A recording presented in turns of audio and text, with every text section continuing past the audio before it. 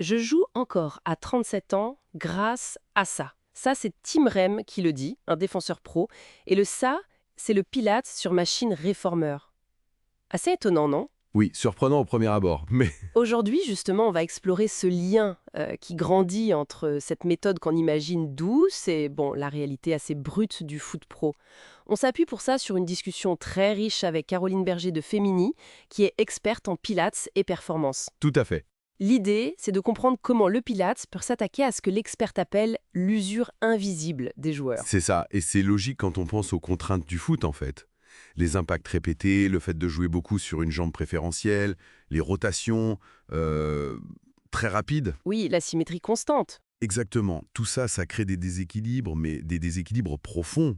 Une fatigue du corps qui s'installe sans faire de bruit. Et le pilates, comme le souligne bien l'expert, il vient pas juste pour muscler plus, mais vraiment pour rééquilibrer, pour rééduquer le corps face à ça. D'accord. Et concrètement, comment ça marche? La source, elle met en avant 3 piliers. La précision, la stabilité et la respiration. C'est ça. C'est une réorganisation posturale, dit-elle, une sorte de contre-programmation pour lutter contre les compensations dues à cette latéralisation typique du footballeur. Absolument. Le Pilates y permet ce que l'expert nomme une lecture neuromusculaire fine. C'est une belle expression, je trouve. Ah oui, j'aime bien. Ça veut dire quoi, fine? Ça veut dire qu'on va aller chercher en profondeur. On va réactiver des petits muscles stabilisateurs, ceux qui sont souvent un peu endormis, tu vois. On restaure l'équilibre du bassin, l'engagement du plancher pelvien. Ça, c'est la base de tout mouvement efficace. Et puis, la coordination des chaînes musculaires croisées, derrière. Les fameuses diagonales de force. Voilà. Essentiel pour les frappes, les changements de direction. Et cette lecture fine, ça peut expliquer des récupérations un peu spectaculaires. Voilà. Je repense à l'anecdote du joueur pro qui était coincé avec une pubalgie. Ah oui, l'anecdote de la pubalgie, elle est parfaite pour illustrer ça. Le joueur avait tout essayé, les méthodes classiques, rien ne marchait. Et donc, Une seule séance sur réformeur a suffi à révéler le vrai problème. Une instabilité du bassin, inconsciente au moment de prendre appui. Le travail ciblé ensuite a tout changé, très vite. incroyable. Oui, le joueur disait lui-même, c'est fou, je pensais ma saison finie.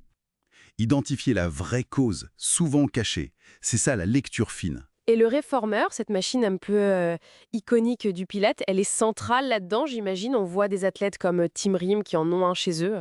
Oui, il est central. Ou Odell Beckham Jr., même s'il vient de la NFL, qui utilise le Cadillac pour sa mobilité. Effectivement, le réformeur, avec son système de ressort, il offre une résistance qui est contrôlée. Ça permet ce fameux ajustement dynamique. Et surtout, ça facilite le travail pour dissocier la hanche du bassin, hyper important. Ça améliore la stabilité sur un pied, essentiel au foot. Et puis, ça te donne un retour direct, immédiat sur ton geste. C'est pas juste de la muscu alors. Non, non, c'est de l'apprentissage moteur, très précis. Et il y a des exercices spécifiques qui sont souvent utilisés. Oui, la source mentionne par exemple « Feet in straps ». Ça renforce les fléchisseurs profonds de la hanche, mais sans compenser avec le dos, ce qui arrive tout le temps sinon. Ah oui, classique. Ou alors « Leg pull front », qui engage les ischiotes de manière fonctionnelle pour préparer le muscle à l'effort sans lui mettre un stress articulaire inutile. Et on voit que ça prend, hein.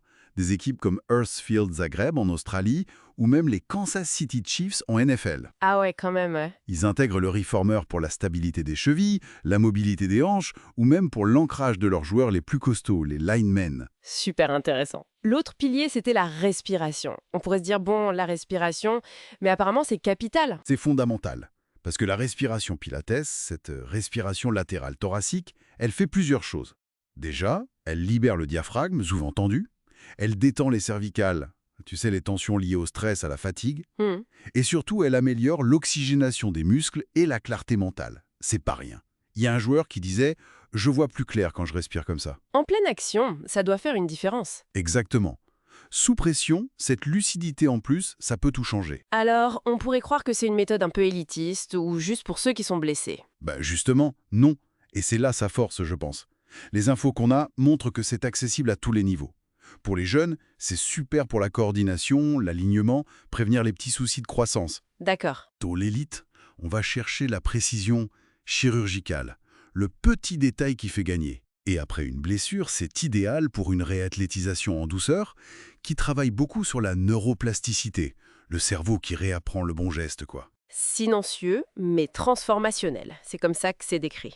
C'est une bonne formule. Donc pour résumer, si je comprends bien, le pilates, ça ne remplace pas le reste, la muscule, le cardio, mais ça vient en plus pour ajouter une autre dimension. C'est tout à fait ça. Ça complète. Ça affine la proprioception, tu sais, cette conscience fine de ton corps dans l'espace. Ça renforce la stabilité profonde. Ça améliore l'endurance du geste juste. En fait, ça apporte une compréhension intime de son propre corps. Une meilleure connaissance de soi, finalement. Voilà. D'ailleurs, l'experte, elle conseille aux sceptiques, essayez une vraie séance, avec quelqu'un de compétent. Vous sentirez la différence. Oui, l'expérience parle souvent plus que les mots. En conclusion, l'idée forte qui ressort de tout ça, c'est que le foot, c'est un art de l'instant, et le Pilates, il aide à préparer cet instant, à le stabiliser, à le rendre plus intelligent.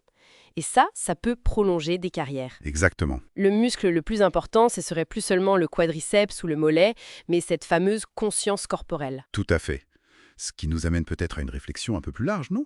Si cette conscience fine du mouvement peut avoir un tel impact dans un sport aussi exigeant, comment est-ce qu'elle pourrait transformer d'autres domaines, d'autres situations où notre corps, ou même notre esprit, est soumis à des contraintes fortes, que ce soit physiques ou mentales? C'est une piste intéressante, je trouve.